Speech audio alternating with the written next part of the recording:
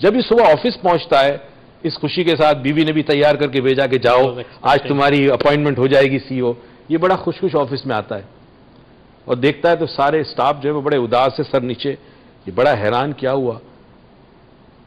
کمرے میں جاتا ہے اپنے باس کے جو اس کا آخری دن ہوتا ہے اور وہ کہتا ہے sorry mister so and so, it is the company policy, ہم نے اس کو اپوائنٹ کر دیا ہے. جبکہ وہ شخص انکمپیٹنٹ تھا، کوئی ایکسپیرینس نہیں تھا، انڈر ایجوکیٹ تھا. And the other one was deserving. And the other one deserving, right? Which was educated, سب کچھ تھا. He gets a heart attack.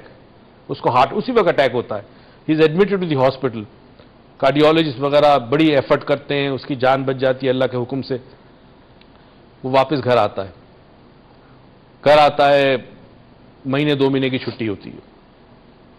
2 مہینے چھٹی کے بعد یہ واپس آفس کے لیے تیار ہوتا ہے ایز نمبر 2. وہ سوچتا ہے کہ آج میں آفس جاؤں گا تو everybody will be waiting for me, کہ تمہارے بغیر تو آفس چل ہی نہیں سکتا، تم کہاں چلے گئے تھے، ہر کوئی مجھے پوچھے گا. جب یہ آفس پہنچتا ہے سب اس سے پوچھتے ہیں کہ تمہاری طبیعت کیسی ہے، مگر وہ حیران ہوتا ہے آفس کا کام چل رہا ہے، چاہے صحیح چل رہا ہو چاہے غلط چل رہا ہو، چاہے تیز ہو یا سلو. اس وقت اس کو دوسرا اٹیک ہوتا ہے اور دوسرے اٹیک کے بعد یعنی ایک احساس کہ میری کوئی خاص ضرورت نہیں ہے نا، دوسرے اٹیک کے بعد اس کی جان چلی جاتی ہے، ڈائز. وہ شخص ایک چیز بھول گیا کہ اس نے جو کچھ کمٹمنٹ، آنیسٹی، ٹروتھ فلنس، اپنی ٹوٹل جو بھی ذات میں جو اچھائیاں تھی اپنی آفس میں جو دی، تو اس کو اللہ نے اس کا صلہ یہ دیا تھا کہ اس کے گھر کے اندر بڑی محبت تھی اور پیار تھا. یعنی کہیں نہ کہیں آپ کو وہ چیز کمپنسیٹ ہو رہی ہوگی. کمپنسیٹ کرتی. اب کمپنسیٹ یہاں پہ بھی کرنی ہے. تھینک یو ویری مچ عدیل صاحب، آپ کے آنے کا بہت بہت شکریہ. کیونکہ اب میں آخری پارٹ میں ہوں تو میں ذرا ہمارے ناظرین کو بھی بتا دوں، وہ کہیں گے جی آپ نے ادھر ہی بات کی ادھر بات نہیں کی. Thank you so much Adeel for coming. چلے جی، تو ایک تو ہمیں بتا دیا ہماری ایک سائیکالوجسٹ نے، لگتا ہے انہوں نے یہ لیکچر میرا پہلے کہیں سنا ہوا ہے.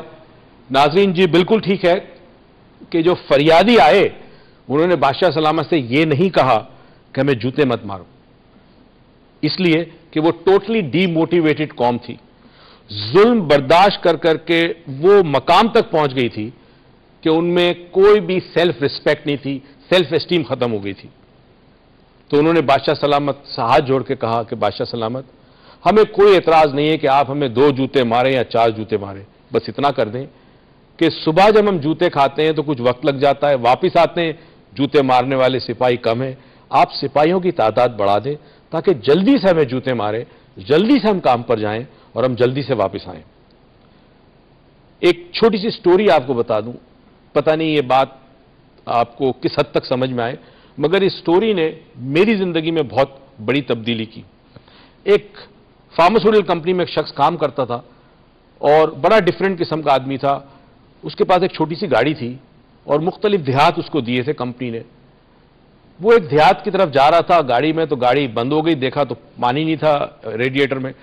اس نے دیکھا وہ کھیت تھے، کھیت کے پاس ایک گھر تھا، اس گھر کے پاس گیا، وہاں ایک بوڑھے صاحب بیٹھے تھے چارپائی پہ. اس نے پانی مانگا، وہ بوڑھے انکل نے برتن میں پانی بھر کے دیا، اس نے پانی ریڈیٹر میں ڈالا، برتن واپس دینے آیا.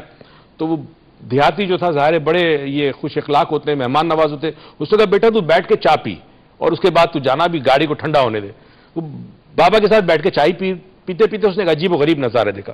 اس نے کہا بہت ساری مرغیاں دیکھی اس نے، اور اس مرغیوں کے پیچھے اس کے بچے، جہاں جہاں مرغی جائے بچے پدک پدک کے ماں کے پیچھے جاتے تھے. اس سٹوری کا دوسرا پارٹ میں آپ کو ابھی نہیں بتاؤں گا، اگلے پروگرام میں بتاؤں گا. یہ سوچئے گا کہ مرغی کے بچے ہمیشہ ماں کی نقل کرتے ہیں، جیسے ماں جاتی ہے ویسے پدک پدک کے ماں کے پیچھے جاتے ہیں. اس امید کے ساتھ، اس دعا کے ساتھ کہ اللہ تعالیٰ آپ کو زندگی میں بہت ساری خوشیاں دیں اور یہ توفیق دے کہ خوشیاں آپ دوسروں میں بانٹیں. اللہ حافظ.